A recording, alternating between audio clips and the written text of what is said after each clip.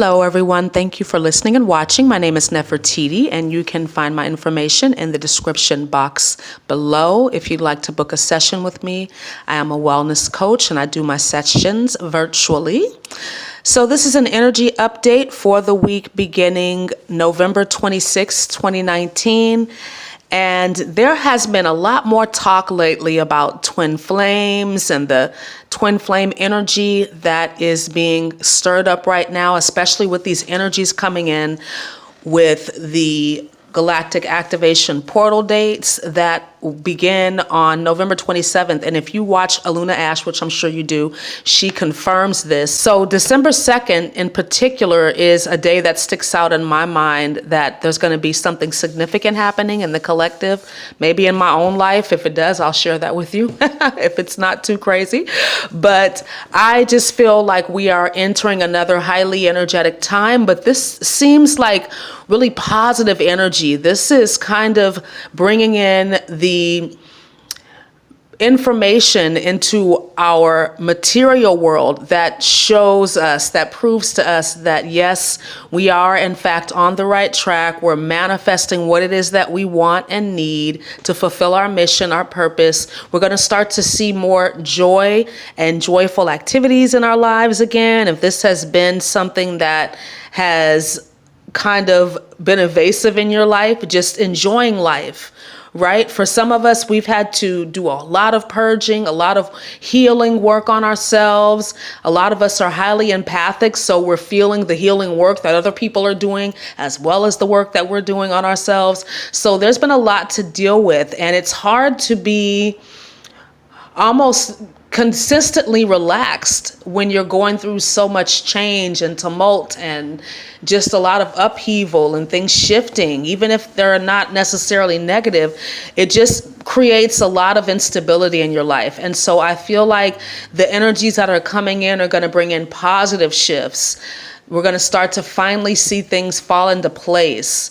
A lot of us have been communicating with spirit animals as well. I've been talking to some clients, and then as well as in my own spiritual practices during my meditations, I've been having a lot of animal totems come in. And I will link a website in the description box where you can interpret any animal that's coming to you, whether that's during your meditation time or dream time, or maybe in real life, you're seeing an animal more frequently. So that could be some good information coming to you from the elementals, right? The earth beings, because the earth is shifting as we're moving into this Capricorn energy in 2020 and beyond. That's an earth sign. So we're going to see a lot of physical shifts and manifestations, but I feel like it's going to be positive. We'll still have a lot of work to do, right? We'll have some work to do because building requires work, but I feel like we're going to have clarity, and clarity is key. I feel like that's been lacking. It's definitely been inconsistent for the past couple of years, if you ask me. Just clarity of purpose and intention and what other people's intentions are. So I'm really happy about this energy that's coming in. We have to remember that our reality is layered. As we move deeper into this ascension process, we are going further down the path of self-discovery, or what I like to call self-recovery, because it's just about remembering who we are. Removing the veils, the masks, the false identities. We don't destroy the ego, because the ego is a part of us. The ego is what keeps us driven. The ego is what keeps us, goal oriented. And we are sentient beings that need a goal. We need a target. That's just how we're built.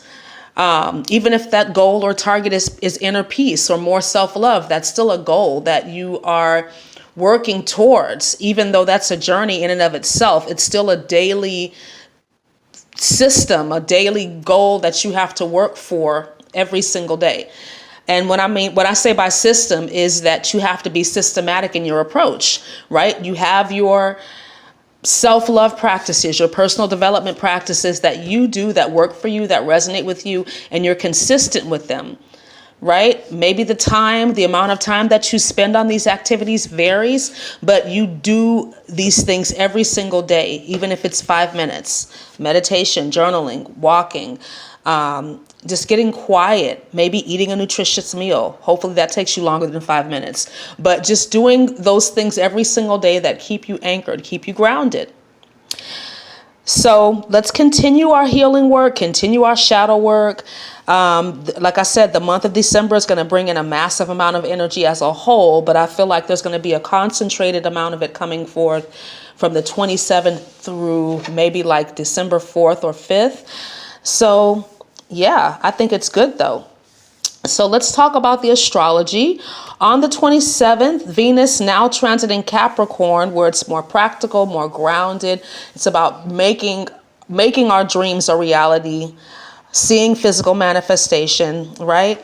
Venus in Capricorn is going to be in challenge to Chiron in Aries.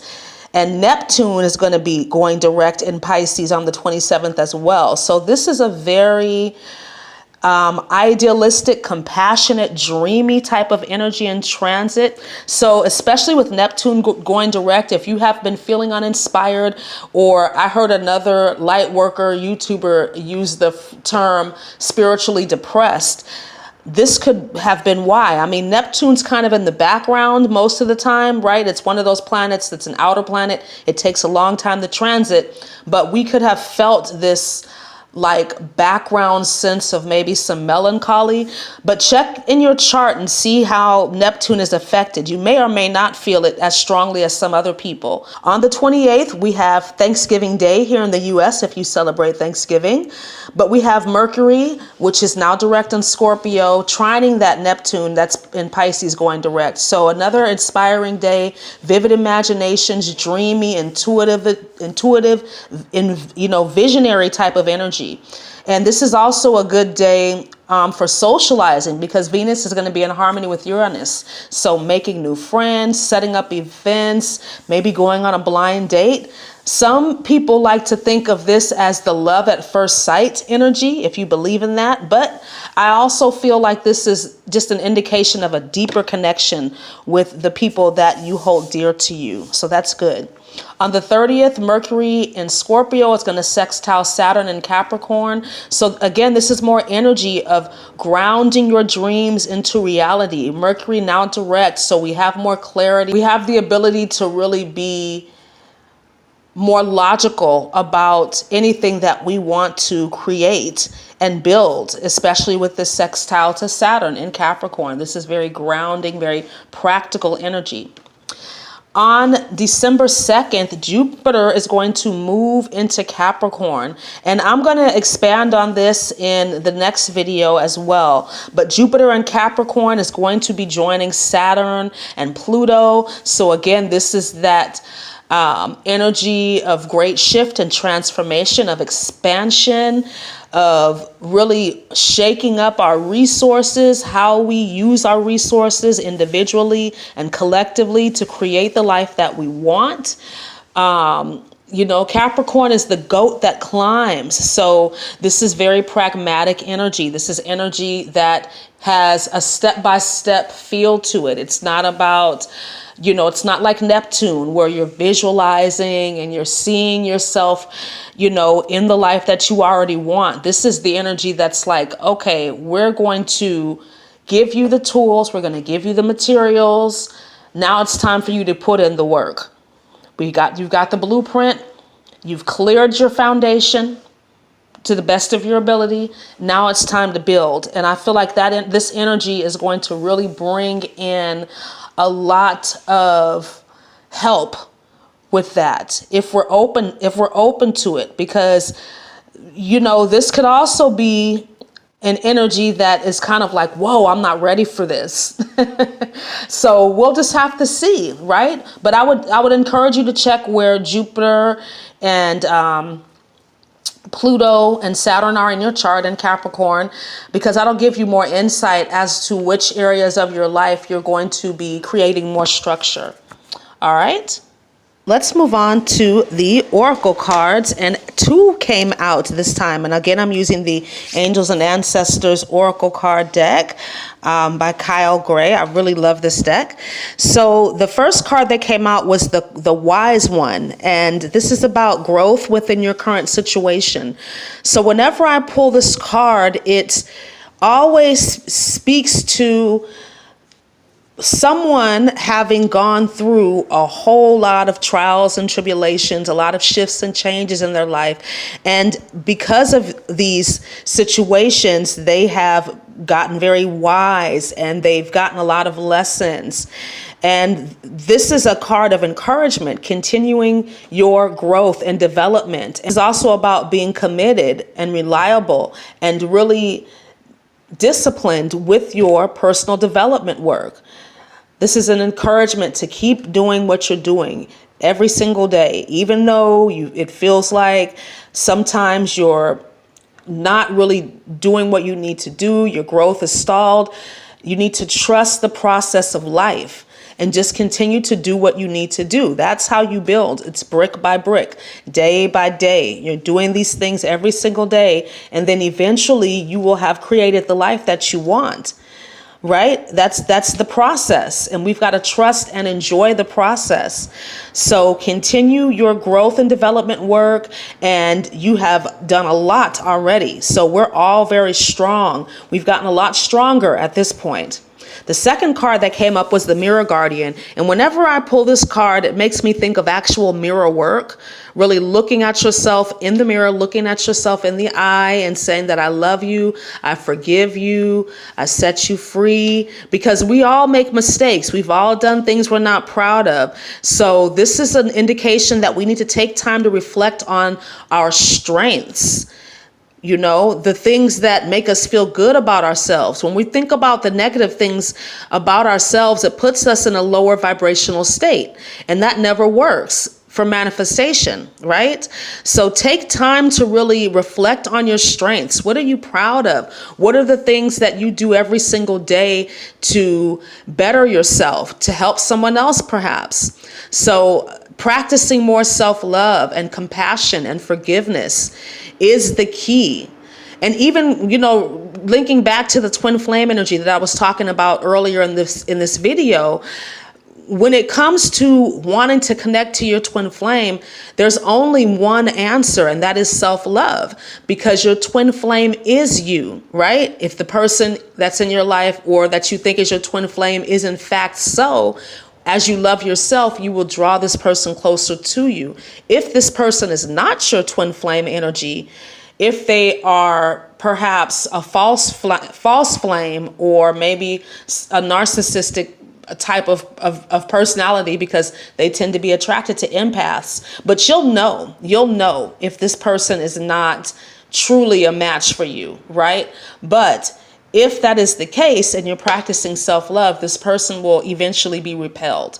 So continue to practice loving yourself. It is the answer to all of your questions, pretty much, right?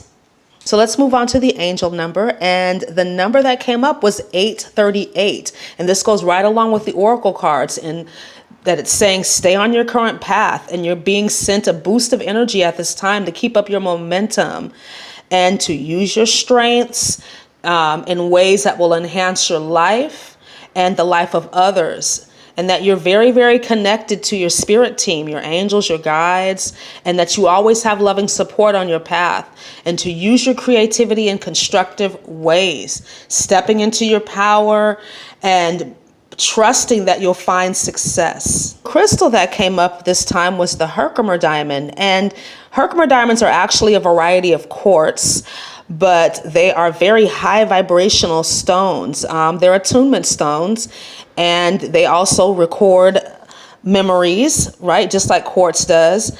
And it'll help you to be more adjustable and adaptable to your environment. It'll boost the vibration of the stones around it, just like a quartz will.